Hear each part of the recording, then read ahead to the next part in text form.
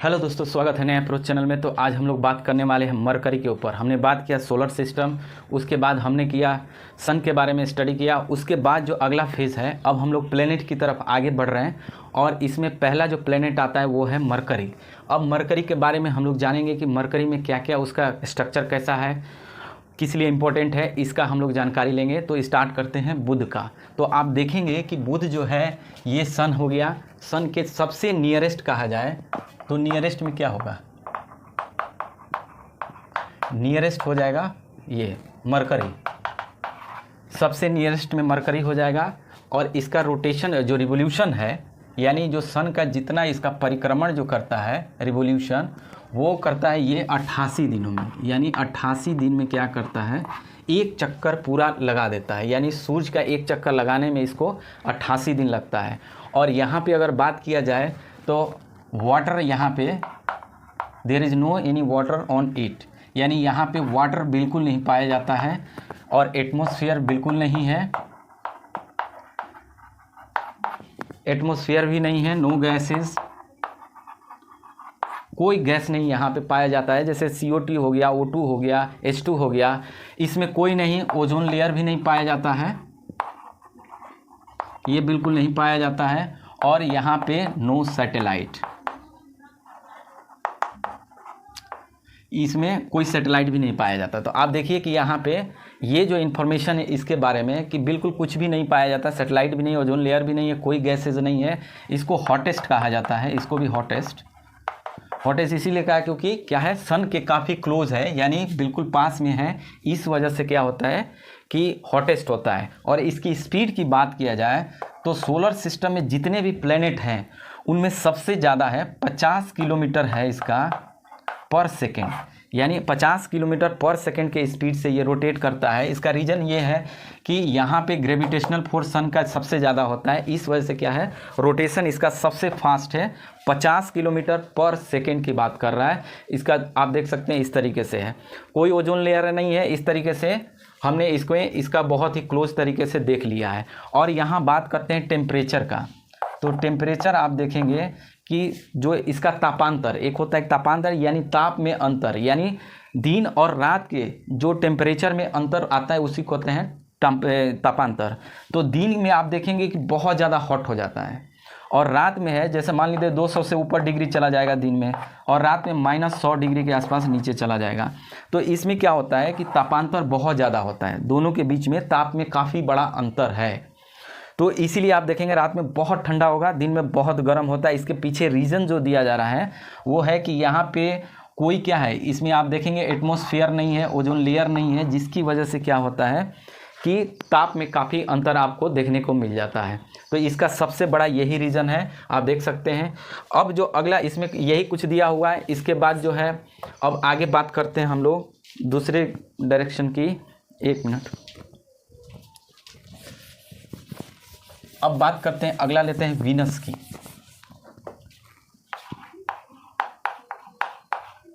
Venus यानी शुक्र। आप देखिए कि शुक्र में क्या है कि सन के बाद पहले नंबर पे मरकरी है, दूसरे नंबर पे शुक्र आएगा, यानी सेकंड हो गया क्लोज टू सन हो जाएगा, सेकंड क्लोज टू सन हो जाएगा। अब यहाँ दूसरे नंबर पे आएगा। अब इसके बारे में हम लोग जानकारी लेते हैं कि इसका क्या है। तो इसका जो रोटेशन का है, रिवोल्यूशन का है, यानी पूरा परिक्रमण जो कर रहा है, रिवोल्यूशन, ये है लगभग 225 दिन में एक बार पूरे सन को एक बार घूम जाता है। यानी पूरी तरह से ये एक बार रोटेट करने में इसको 225 दिन का समय लगता है। वहीं अगर बात किया जाए इसका नियरेस्ट, तो आप देख लिए हैं। अब नियरेस्ट में आप देखा जाए तो वीनस का सबसे नियरेस्ट अर्थ को माना जाता है, क्योंकि यहाँ पे अगर मान लीजिए अगला जो हम बात करते हैं यहाँ पे मार्स की, ये मंगल ग्रह है। तो मंगल ग्रह के तुलना में पृथ्वी जो है ज़्यादा क्लोज है शुक्र के पास, यानी वीनस के पास ज़्यादा क्लोज है।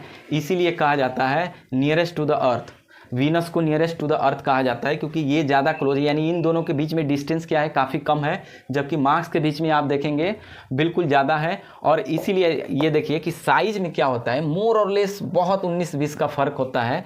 इसीलिए क्या होता है, ट्विन प्लैनेट कहा जाता है। किसको, तो शुक्र ग्रह को बोला जाएगा ट्विन प्लैनेट। अब देखिए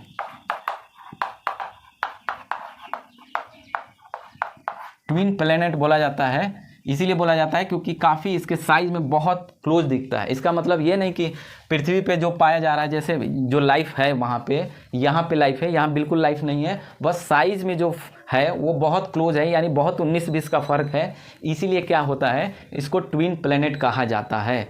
अब इसी में बात बोला जाता है कि इसको ब्राइटनेस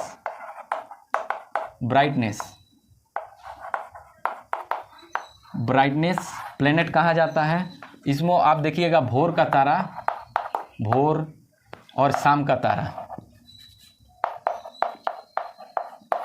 शाम का तारा भी कहा जाता है, भोर का तारा, शाम का तारा और ब्राइटनेस। और तीसरा जो और कहा जाता है हॉटेस्ट। देखिए हॉटेस्ट तो उसको भी कहा जाता है, मरकरी को, ये भी हॉटेस्ट है, लेकिन मरकरी के तुलना में इसका हॉटेस्ट ज़्यादा है, वो मैं डिस्कस करूँगा। अभी ब्राइटनेस की हो गई कि ये ज़्यादा ब्राइटनेस होता है, और भोर का तारा कहा जाता है, शाम का तारा कहा जाता है, क्योंकि आप देखेंगे भोर में यानी पूर्व में, ईस्ट में आप देखेंगे, ईस्ट में क्या होता है, सुबह के टाइम में अगर आप जगेंगे देखेंगे तो ये दिखाई देता है, कौन, वीनस आपको दिखाई देगा आसमान में, तो ये सुबह में भोर में दिखाया जाता है, इसलिए क्या कहा जाता है, इसको भोर का तारा। वहीं आप शाम में देखेंगे इसी तारे को शाम में जब दिखाई जाता है, यानी पश्चिम दिशा में आप देखेंगे तो ये शाम में दिखाई देता है, इसीलिए कहा जाता है इसको शाम का तारा। ये हो गया। ब्राइटनेस है कि चमकीला दिखता है, इसलिए ये ब्राइटनेस है, क्योंकि इसमें क्या होता है कि बहुत तरह का गैसेज है, इस वजह से इसको ब्राइटनेस कहा जाता है। अब हॉटेस्ट देखिए, हॉटेस्ट पे बात करते हैं कि हॉटेस्ट क्यों कहा जाता है, जबकि मरकरी ऑलरेडी हॉटेस्ट है, लेकिन उससे ज़्यादा हॉटेस्ट और ब्राइटनेस इसमें पाया जाता है। तो इसका आप देखेंगे, इसका जो स्ट्रक्चर बना हुआ है एटमॉस्फेयर का, इसका जो एटमॉस्फेयर है, इसमें आप देखेंगे CO2 का जो मात्रा है 95% क्या है, जितना उसमें गैसेज हैं उसका 90 से 95% क्या है, CO2 है। और इसमें पाया जाता है सल्फर डाइऑक्साइड।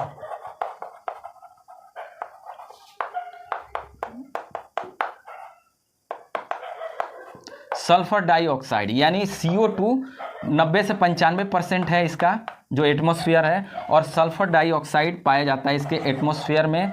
तो इन दोनों की वजह से क्या होगा, प्रेशर कुकर की तरह काम करता है जब बहुत ज़्यादा टेम्परेचर हो जाता है, इसीलिए आप देखेंगे इसका ब्राइटनेस और हॉटेस्ट बुध के तुलना में इसका ज़्यादा है। यही रीज़न सबसे दिया जाता है कि सल्फर और CO2 के कारण क्या होता है, इसका बहुत ज़्यादा गर्म होता है, क्योंकि आप जानते हैं कि CO2 कितना ऑब्जर्व करता है हीट को, तो इसीलिए कहा जाता है कि इसका एटमॉस्फेयर है वो ब्राइटनेस और हॉटेस्ट जितने भी सोलर प्लेनेट है उसमें सबसे ज़्यादा इसका माना जाता है। ठीक है, तो इस तरह से इसको आप देख सकते हैं। अब इसका रोटेशन की बात किया जाए तो वीनस का जो रोटेशन है आप देखेंगे, इसका डायरेक्शन जो है घूमने का, इसका जैसे आप देखेंगे इसका है ईस्ट टू वेस्ट, यानी पूरब से पश्चिम घूमता है, और इसका आप कहेंगे तो ये हो जाएगा क्लॉकवाइज है,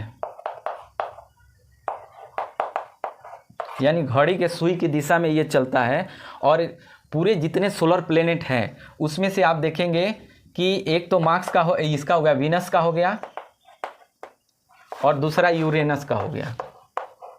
इन दोनों का डायरेक्शन क्या है, सेम है, यानी वेस्ट टू ईस्ट वीनस और यूरेनस का, यानी दो, ये बार बार एग्जाम में भी पूछा जाता है किसका रोटेशन कौन सी डायरेक्शन है, तो आप देखेंगे कि वीनस और यूरेनस का सेम है, दोनों का ईस्ट टू वेस्ट है। बाकी जैसे अर्थ हो गया, बाकी जो बच रहा है 6 हमारे प्लेनेट, वो हो गया वेस्ट टू ईस्ट।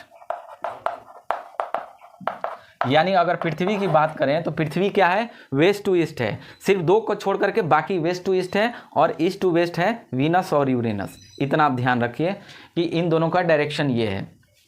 तो इसके पीछे रीजन जो ब्राइटनेस का हमने दिया, यही लॉजिक है, और ये हमने सेकंड को पढ़ लिया है। अब अगला हम लोग बात करेंगे अगले में, तब तक के लिए थैंक यू फॉर वॉचिंग।